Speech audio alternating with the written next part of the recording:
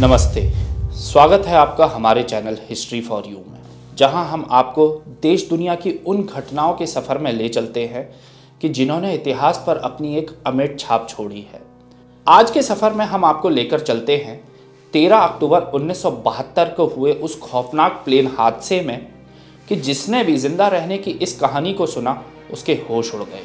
ये कहानी है दुनिया के सबसे रहस्यमय प्लेन हादसा एंडीज पर्वत श्रृंखला में हुए क्रैश की। वैसे तो दुनिया में हर साल किसी न किसी कोने में प्लेन क्रैश की खबरें आती रहती हैं, लेकिन आज हम आपको एक ऐसे प्लेन क्रैश की घटना के बारे में बता रहे हैं जिसमें सवार यात्रियों को करीब 72 दिनों के बाद रेस्क्यू किया गया था। इतिहास में यह दुर्घटना 1972 एंडीज फ्लाइट डिजास्टर या मिरेकल ऑफ एंडीज के नाम से जानी जाती है।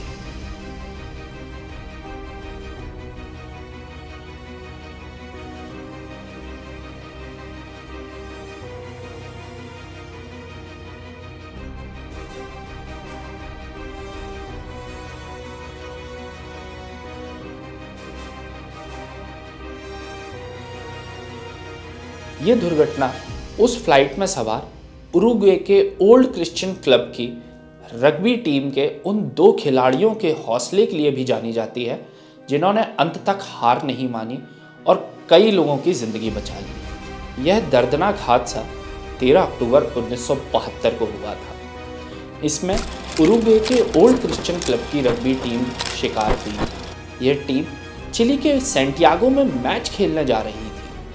उरुग्वे एयरफोर्स का प्लेन टीम के प्लेयर्स और मैनेजर्स के साथ उनके परिवार और दोस्तों को लेकर एंडीज के ऊपर से गुजर रहा था। प्लेन में कुल 45 लोग सवार थे।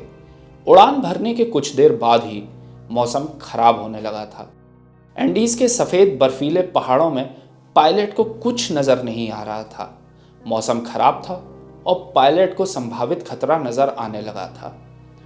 करीब 14,000 फुट की ऊंचाई पर अचानक से बादल आ गए और पायलट अपनी पोजीशन समझ नहीं पाया और एक झटके में प्लेन एंडीज पर्वत की एक चोटी से टकराया। तूफानी रफ्तार से प्लेन एंडीज पर्वत से टकराते हुए जोरदार रफ्तार के साथ घसीटते हुए बर्फ में चट्टान से जा टकराया। इस भयानक हादसे में 18 लोगों की मौत तुरंत हो गई। बाकी 27 लोग जैसे तैसे बच तो गए, लेकिन एंडीज की हाड़ कपा देने वाली बर्फ के बीच जिंदगी उनके लिए मौत से बदतर साबित हो रही थी। हादसे की जानकारी मिलते ही उरुग्वे की सरकार ने सक्रियता दिखाई और बचाव अभियान शुरू किया, लेकिन प्लेन का रंग सफ़ेद होने के कारण बर्फ से ढके एंडीज पर्वत पर उसे ढूंढना घास के ढेर में सुई ढूंढने के बराबर था। लगातार 10 दिनों तक असफलता हाथ लगने पर 11वें दिन बचाव अभियान बंद कर दिया गया। सबका मानना था कि एंडीज के विषम मौसम में बिना खाना पानी के किसी का भी इतने दिनों तक जिंदा रहना नामुमकिन है। उधर दूसरी तरफ बचे हुए 27 लोगों में से कुछ घायलों की जान चली गई। बाकी बचे लोगों ने अपने पास उपलब्ध भोजन के छोटे छोटे हिस्सों को बांटना शुरू कर दिया ताकि वो ज़्यादा दिन तक चल सके। पानी की कमी को दूर करने के लिए एक यात्री फीटो स्ट्रॉच पानी निकालने का एक तरीका ढूंढ लेते हैं।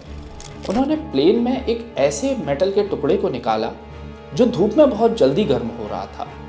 फिर उस पर बर्फ रखकर उसे पिघलाकर पानी इकट्ठा करने लगे। इससे उनकी पानी की समस्या तो हल हो गई, पर कुछ ही दिनों में भोजन समाप्त हो गया। भोजन उनके पास इतना कम हो गया था कि नैंडो पराडो नाम का एक यात्री एक मूंगफली को 3 दिन तक खाता रहा था। बचा हुआ भोजन खत्म होने के बाद बचे हुए लोग भूख से इस कदर परेशान हो चुके थे कि उन्होंने कुछ ऐसा किया जिसे सुनकर आपके होश उड़ जाएंगे।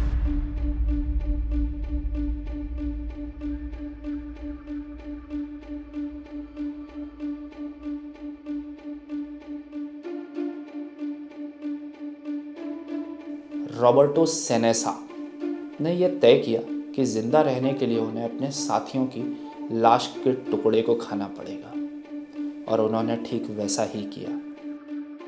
I'm gonna eat this piss.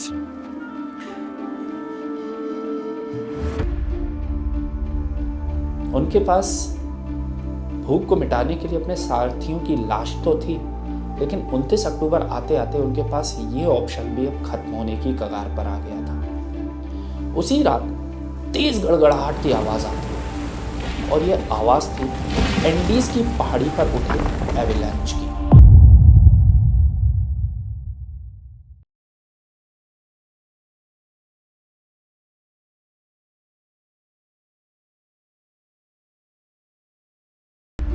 देखते ही देखते बर्फ प्लेन के उस हिस्से में घुस जाती है जहां ये बचे हुए लोग सोया करते थे। एक झटके में आई इस मौत से बचे ये लोग अब असहनीय अंत की ओर बढ़ रहे थे।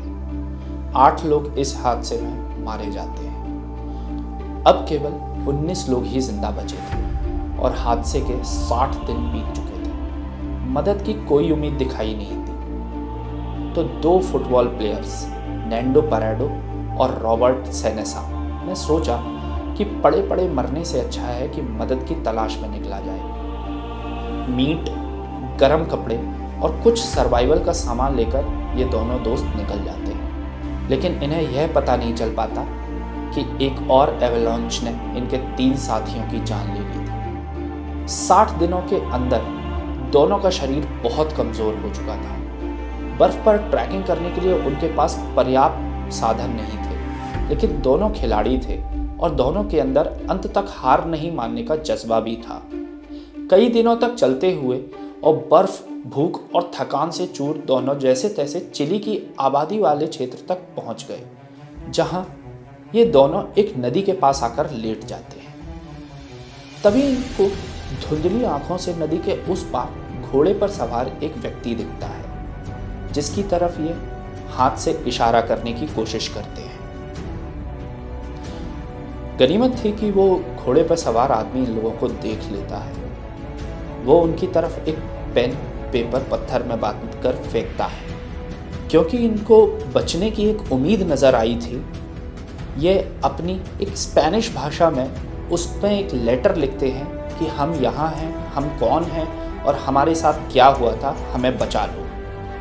और ये वापस वो पेपर पत्थर बांधकर उस आदमी के पास फेंकते हैं। ये आदमी उस पेपर को पढ़ता है और उसे फिर कुछ याद तो आता है कि हाँ, 72 दिन पहले करीब एक प्लेन क्रैश तो हुआ था, लेकिन उसमें कोई जिंदा नहीं बचा था। यह बोलकर सरकार ने ऑपरेशन बंद कर दिया था। वो चौंक कर 9 घंटे जहाँ से रॉबर्टो और नैंडो मिले थे, वो 9 घंटे अपने घोड़े को दौड़ाता है और पास के मिलिट्री बेस कैंप पहुँचता है।